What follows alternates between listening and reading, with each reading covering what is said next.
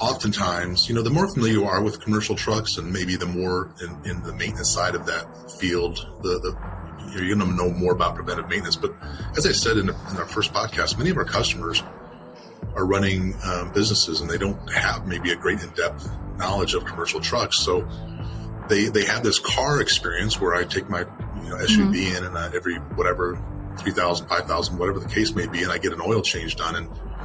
And if you bring that mentality to the commercial truck business, it's going to turn out probably not very good for you.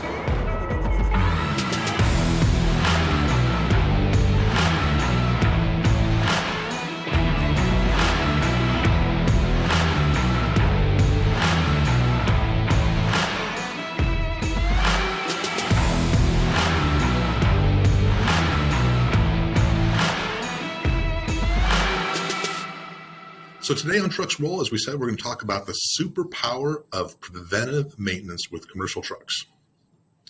Yeah, I think what I've learned in my 10 months of being a part of Wiers is that what I'm used to as a general consumer is I go and get my oil change when that little sticker in the top left side of my car tells me to. And that is not how things work here at Wiers and how preventative maintenance works. So I will let Tom share a little bit more about what a good PM program looks like, if you don't mind, Tom. Yeah, no, that's a great point, Liz. And I think that oftentimes, the more familiar you are with commercial trucks, and maybe the more in the maintenance side of that field, you're going to know more about preventive maintenance. But as I said in our first podcast, many of our customers are running businesses, and they don't have maybe a great in-depth knowledge of commercial trucks. So they have this car experience where I take my SUV in, and every whatever 3,000, 5,000, whatever the case may be, and I get an oil change done. And if you bring that mentality to the commercial truck business, it's going to turn out probably not very good for you. And there's a number of reasons. So most of the states these days don't even have any sort of inspection for cars, and you don't have DOT related to your car and those sorts of things. And obviously in the commercial truck business is highly regulated, and safety and compliance are critical measurements, and they impact your insurance scores. They impact your DOT CSA scores and all kinds of things. So just simply changing the oil or doing what we refer to in the industry as a quick lube isn't enough to run a good, healthy commercial fleet. So part of what is included in preventive maintenance? Well, it does certainly include changing the oil, changing filters, and greasing the chassis. I mean, those are givens, but there's a lot more in terms of inspections and adjustments and things that go into good preventive maintenance. So, for example, when we have a truck in and we're doing a what we call a PM, we're like actually checking the clutch travel. And if the clutch needs adjusted, the technician is going to go down there and make that adjustment. And why does that matter? Well, that's going to prolong the life of the clutch. It's going to reduce the probability of having a failure when the truck's out on the road or in your customer's lot. And it's going to save you money over the long haul. The great thing about preventive maintenance is you can identify those issues with the chassis, with the truck, while it's in, and then schedule it on your time and on your schedule to get it fixed. And again, if you catch it early, you're using cheaper parts, cheaper labor, and those sorts of things. When people try to skimp, and maybe not even knowingly, but they're just going to go for oil change, or they look at price as the determining factor, you don't get those adjustments done. You're going to have faster wear times. And oftentimes trucks are going to break not when it's convenient for you. In fact, a lot of times when it's most inconvenient, right? They're going to during rush hour on a highway, or when your customer load is critically important, and those sorts of things. Right. So I did want to share a quick little story. And of course, my first couple months here, I got the opportunity to go on site to one of our customers' lots and did a PM with the mobile tech, and really learned a lot about that experience. And really, it's so much more than just an oil change. So thank you for kind of sharing all of those points. Yeah. I was going to say that sometimes, drivers are really good driver involvement can help identify things early, and they can communicate those to the shops. But also part of the inspection, when that technician's under the chassis and rolling around and looking at brake lines and seeing them to ensure they're not chafing and rubbing against the frame rail or whatever the case may be. Those are great opportunities to, again, find problems early and get them fixed quickly. Right, because I think the other point that you've shared is that preventative is way more cost effective than what's the other one? I've totally gone blank. Proactive versus, we could say reactive. right? Or scheduled versus unscheduled. Yeah. Well, that's so okay. One thing I've also learned is our customers can really have two opportunities to take care of their trucks. One is they can have their own maintenance team take care of their trucks, or they can outsource to a group like us. What's the benefit really of outsourcing? Well, and that, you make a great point, Liz. A lot of our customers have their own maintenance facilities, repair shops. They have their own technicians.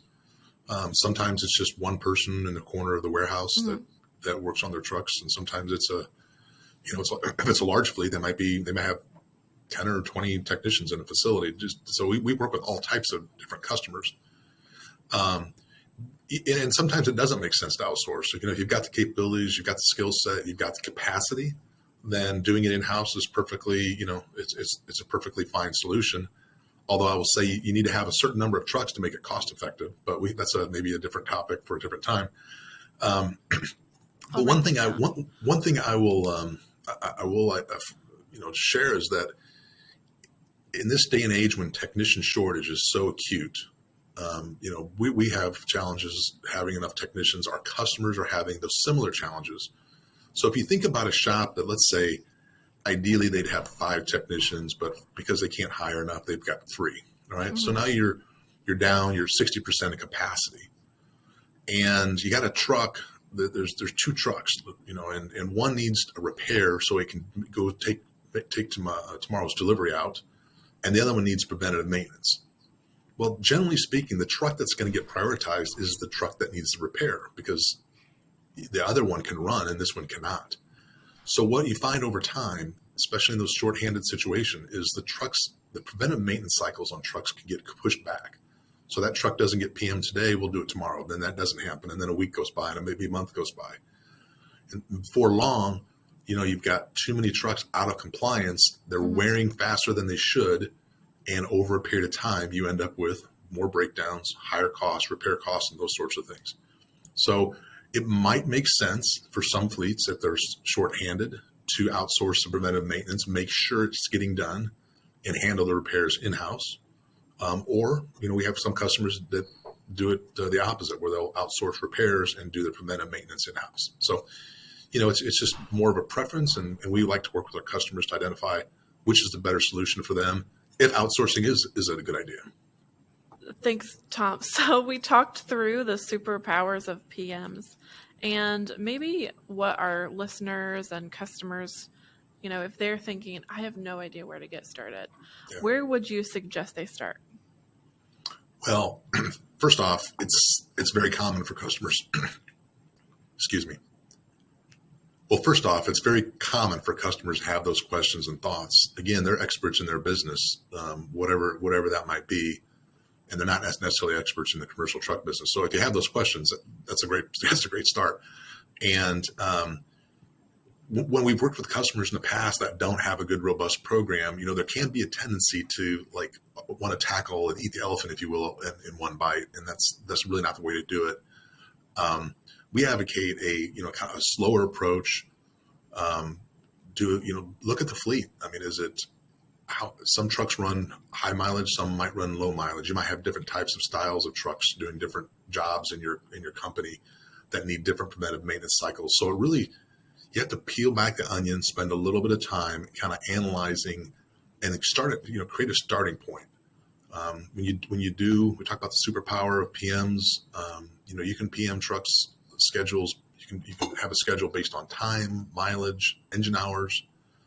And, if you try to do all three of those at the same time, then it gets overly complex and really hard to implement. So starting simple, starting slowly, and then really the key is just measuring success. Can we measure them, over time? Let's say for a year, for example, are we seeing a reduction in tow bills or breakdowns? Are we seeing, more less? deliveries. What's that? Could you see more deliveries? Could see more deliveries, higher customer satisfaction, all those sorts of things. I mean, you think about for our customers when they have a truck that breaks down, the amount of chaos that creates for them. That's probably, unfortunately, sometimes too routine. They've got to reschedule the load. They've got to figure out what to do with the truck and the driver and how they're going to ship tomorrow's schedule. And, all those costs flow through their business and create a lot of stress on their staff. And that can also even relate to turnover. So there's a lot of, we talk about preventive maintenance. It's not only the cost of the maintenance and your overall budget, but also the impacts throughout the rest of the organization and efficiencies and satisfaction and all those sorts of things. So it's really great stuff. I think, at the end of the day, if you're needing to review and evaluate your preventive maintenance program, then work with somebody like Wiers or somebody, or work with Wiers preferably, obviously. But, and just have a consult, and we'll do that for free with customers and sit down and get a feeling. And I think the real big part of this, a good preventive maintenance program, is having a trusting relationship with your vendor. There's a misconception that sometimes with customers that, hey, I'm if I take it into there, they do the preventive maintenance, they're going to give me this long list of things that need to be done. Well, that might be true. I mean, if the trucks haven't been well maintained, there's what we call deferred maintenance. Right. You're absolutely right. You might have to catch up. In fact, we see that often. But once you get caught up, if you're willing and disciplined to stay on top of it, then we'll see, costs sometimes will go up in the short term, but then they'll go down over a longer period of time. So you have to have trust in the vendor. If they say something needs fixed, you have to trust their judgment and, get it fixed and commit to the program. And that's what it takes. And, of course, if you're skeptical of your vendor and what they're telling you, well, then it's hard to make those yes decisions. And so the cycle kind of perpetuates itself. So find a good vendor, develop a program, and then run it for a period of time. Usually I say a year, evaluate it, and then continue to make adjustments is what I would do. Sounds like a plan. Yeah, absolutely. Well, I appreciate, Liz, you joining me for this second episode of Trucks Roll. It's a lot of fun to take what we've learned and share it with people out in the commercial truck industry, whether you're a driver or an owner or the maintenance field or whatever the case may be. We have a lot of admiration for those in the commercial truck space. They deliver all of our products and services, and it's never been more important and no more apparent than during these crazy last couple of years. So thanks for joining Trucks Roll, and we'll be coming at you with a new episode soon. In the meantime, go to Wiers.com to learn more. Thank you. Thank you.